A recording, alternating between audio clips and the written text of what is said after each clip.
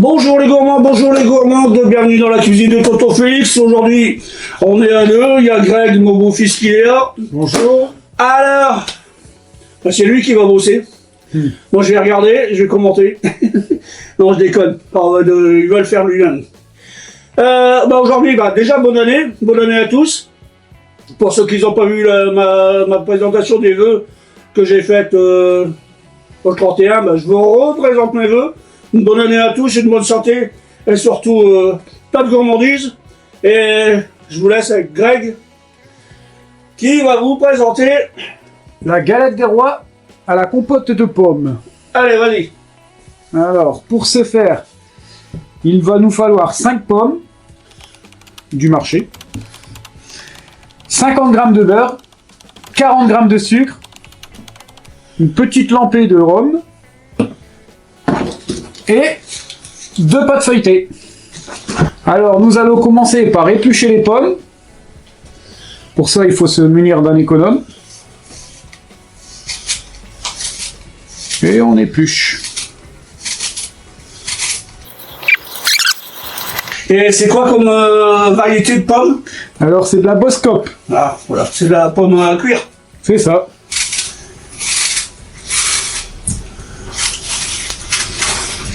Et voilà. Alors maintenant, on va débarrasser. Détailler les pommes en petits morceaux. Et c'est parti.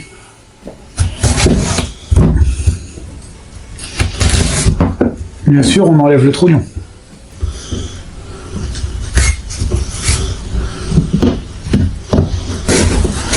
Je coupe les pommes en petits morceaux pour ensuite les cuire.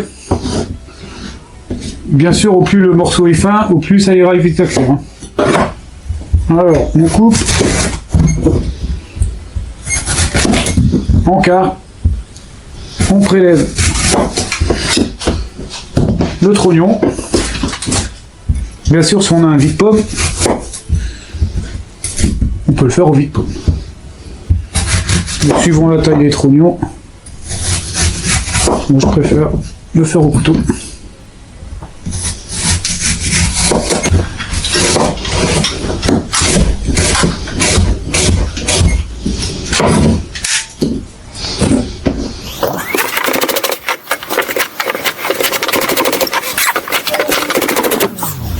On arrive à la dernière pomme.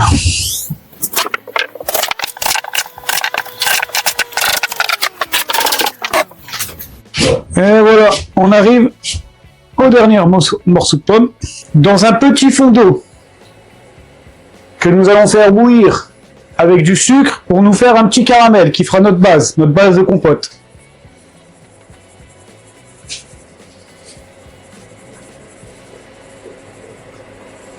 Maintenant, il n'y a plus qu'à attendre l'ébullition pour obtenir notre petit caramel. On va commencer notre compote. Nos pommes préalablement coupées, on va les cuire en 3 tiers. Afin d'avoir 3 textures différentes de pommes dans notre compote. Ce qui est plus agréable. La cuisson, c'est 5 minutes à chaque fois qu'on rajoute des pommes. Donc, on met un tiers de pommes, cuisson, 5 minutes. On rajoute un deuxième tiers, cuisson, 5 minutes.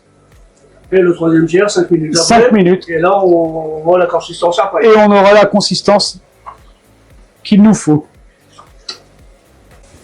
Nos 5 minutes, nos premières 5 minutes sont passées. Nous allons mettre le deuxième tiers de pommes.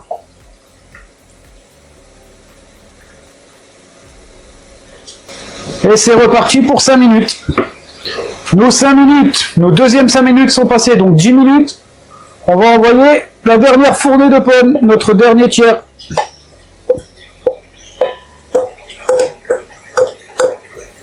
Et voilà, c'est reparti pour 5 minutes.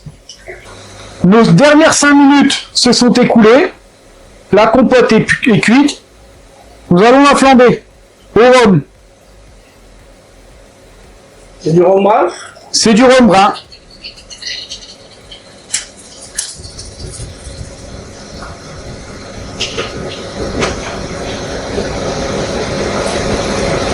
Bon, on le voit pas, mais ça flambe. Hein.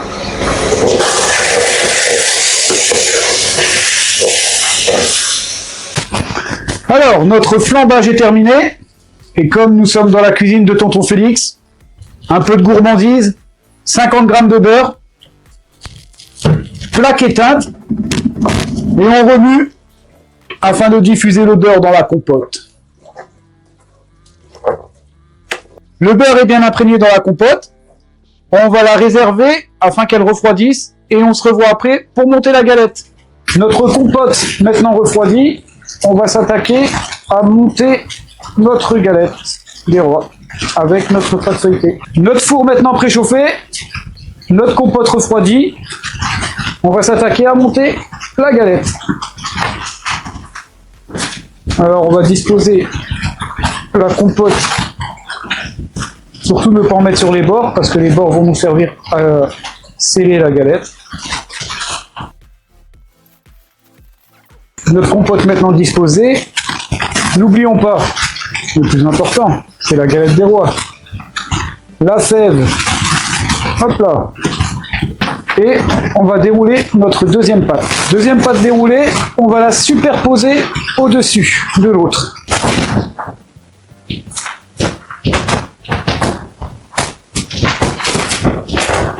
Alors, maintenant, on va sceller les deux pâtes ensemble.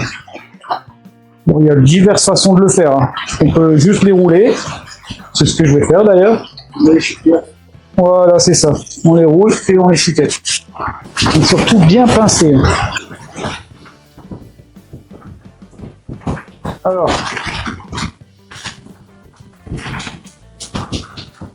Hop. On pose le couteau. Et on fait tout le tour.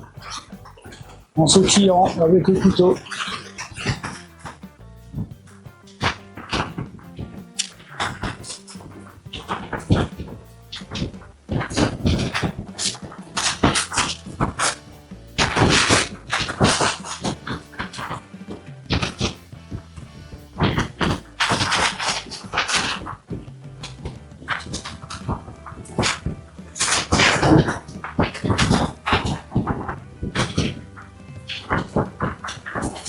Alors, nous allons faire notre petit trou pour la cheminée.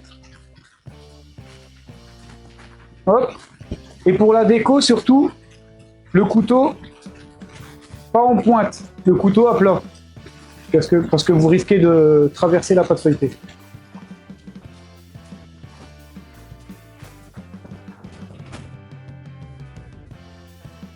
Alors maintenant, on va appliquer notre jaune d'œuf pour la dorure.